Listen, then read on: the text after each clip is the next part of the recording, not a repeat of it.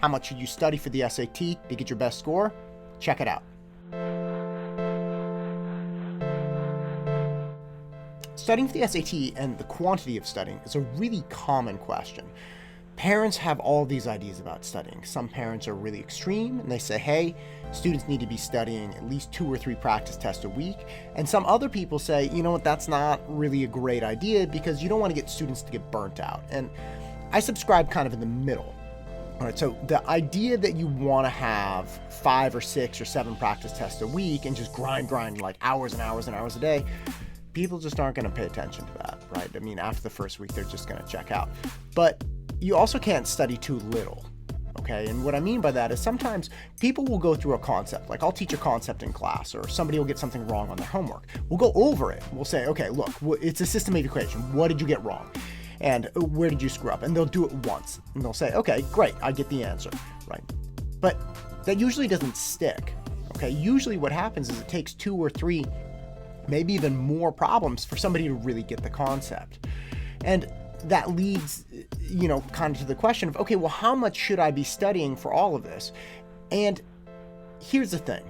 Obviously, the capacity for people to study is going to be different. Some people have the capacity to do 1, 2, maybe even 3 hours of work a day. Other people may not have the capacity to do that. They may just get burnt out and just say, I don't care. So here's the real answer to how much you should actually be studying for the SAT. You need to study enough that you get your best possible result. Okay, now hang with me because this is a little complex. You need to study enough so that you remember as many concepts as possible, so you make as few mistakes as possible come test day. But you need to study only enough and only hard enough so that you can keep studying.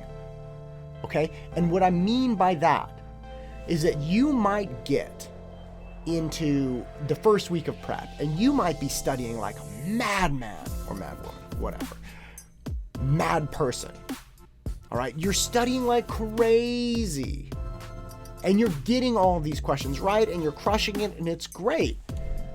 Well, look, what good is that if you're so burnt out, you've neglected your general academic curriculum, you've neglected your friends, you've neglected yourself, and all of a sudden you can't study anymore come week 2. Well, what good did all of that studying in the first week do? And likewise, you can't study so little that things don't stick. You see the problem once and you're like, all right, great. And then you keep missing it because you're not actually studying. You need to study hard enough that you remember as many possible concepts on this test. But you need to study only so hard that you can continue studying. And so that's going to be different for everyone. It's going to be different, but I guarantee you, the worst thing you can do is assume that more is better. Because more is not better. As much as parents want to tell you that, as much as people are like, oh, you gotta, practice makes perfect. No, that's not true. How much practice makes perfect? And what kind of practice makes perfect? That's a different concept. What kind of studying should you be doing? Because it's not just, hey, give me 10 problems and I'll memorize it. Right? That's not great studying, at least not for everyone.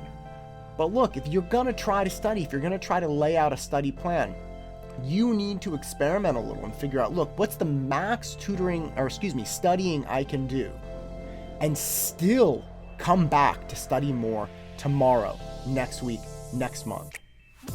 The March SAT is coming, man. It is coming like a ton of bricks. It's January 10th. You got to get after it today. But get after it in a way that gets results, but also allows you to get after it tomorrow. Get it.